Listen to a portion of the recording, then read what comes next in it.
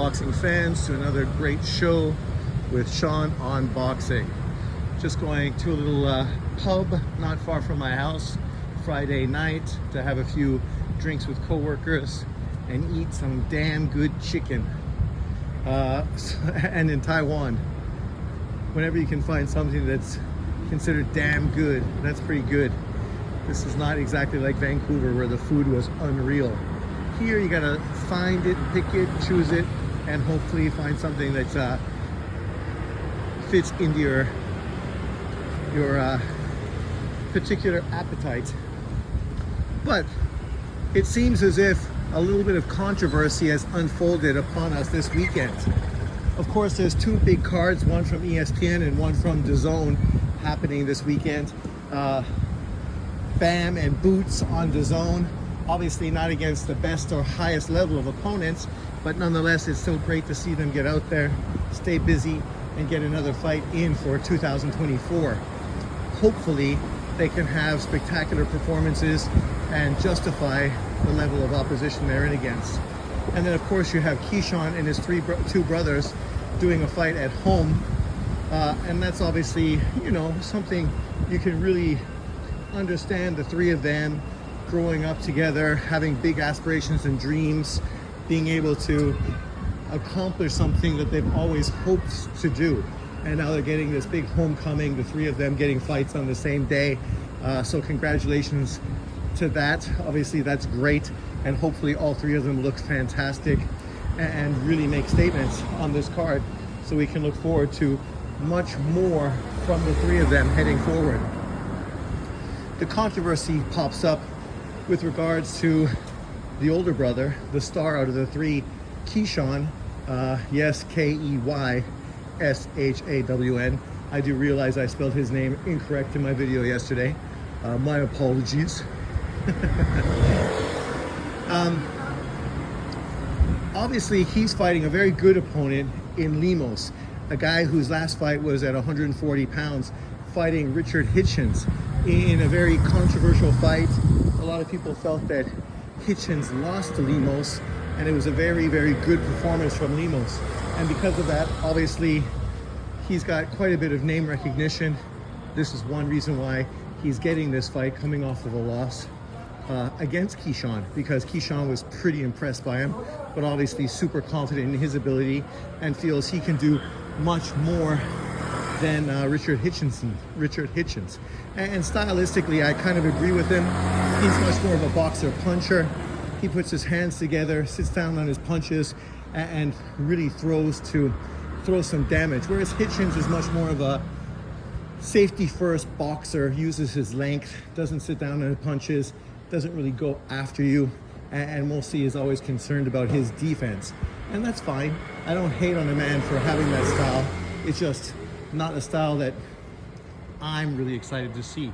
I prefer guys that kind of have the skill and the aggressiveness and tie it all together into a beautiful package.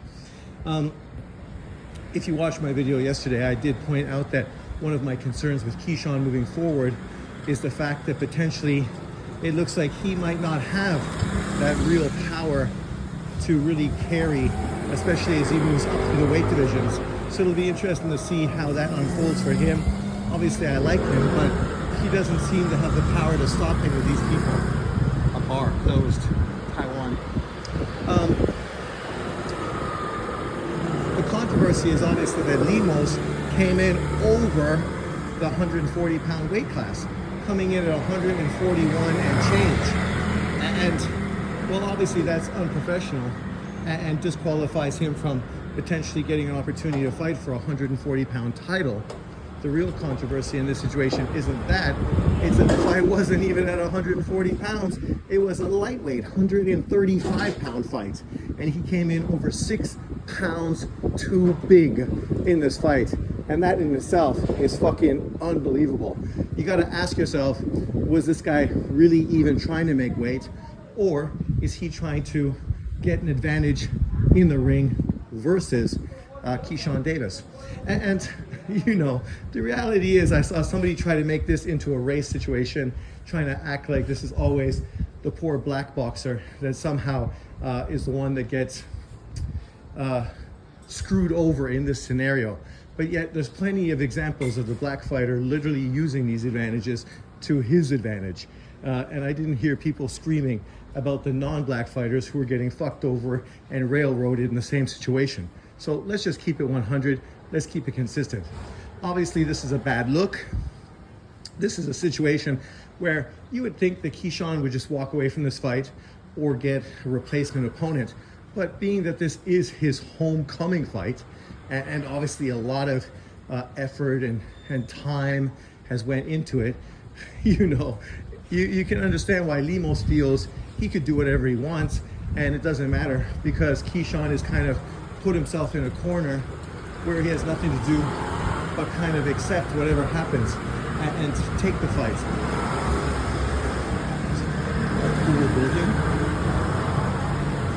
And that's kind of what hurts Keyshawn in this situation, because he can't really walk away from the fight.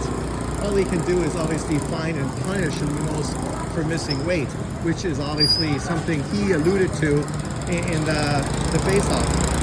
And so he's all pretty confident that he would still win the fight, and he's happy to see that he's going to be getting more money as a result of Lemos really not really coming in professional and serious. But at the same time, you kind of got to ask yourself, why are you chasing after a fighter whose last fight was at 140 pounds, right? Like when I saw that fight was scheduled, I was a little disappointed because I thought, it seems too premature for Keyshawn to move up to 140 pounds to take on this opponent, especially when he has an opportunity to win a world title at 135 through the WBO. And we know their relationship, obviously, with Bob Arum, Top Rank. So it just seems obvious that that would be the route they went. But then when I saw that the fight was still 135 pounds, I sort of scratched my head and thought, so they're going to pull Lemos down to 135, like they pulled Petraza down from 140, like they pulled Petraza down.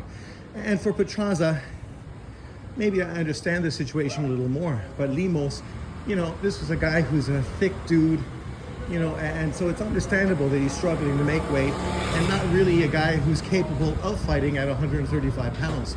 So Keyshawn's team sort of has to take some responsibility for putting themselves in this situation. But I do bring up some similar situations. Being so confident as he is, uber confident you would say, he might just be walking himself into a potential disappointing position. We've seen this happen on other occasions. Example, when Vasily Lomachenko, you're going to a red light, you're going somewhere fast, I don't know. Drivers, no one will let you fucking go, but yet no one has anywhere to go. So Lomachenko, when he went for his first world title, obviously he was excited because he was trying to become the quickest fighter to win a world title in his second professional fight. So he had a fight against Salido organized, and ironically enough, Salido chose to do exactly what Lemos has done. He came in very big for the weight, like Lemos. And ironically, in Lomachenko's situation, no one was talking about the racial double standard. No one was hating on the fact that Salido chose to be a weight bully and use that advantage against Lomachenko. Actually, they sort of blamed Lomachenko, saying that he was too arrogant and too cocky, and this is what he deserves, going in with a veteran fighter and ended up losing in his second professional fight, even though the judge, the ref also sort of made it difficult because he didn't take any points away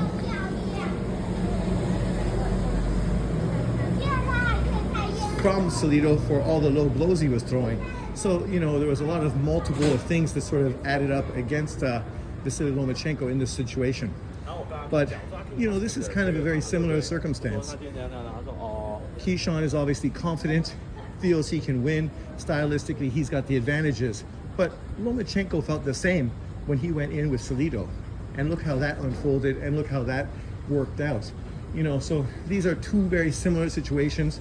And I sort of warned Keyshawn that potentially he might be biting off too much at this particular spot. And don't be surprised if things don't really work out to his advantage in this scenario. I hope they do. I hope he wins, because I want to see him get the WBO world title fight and win a WBO title.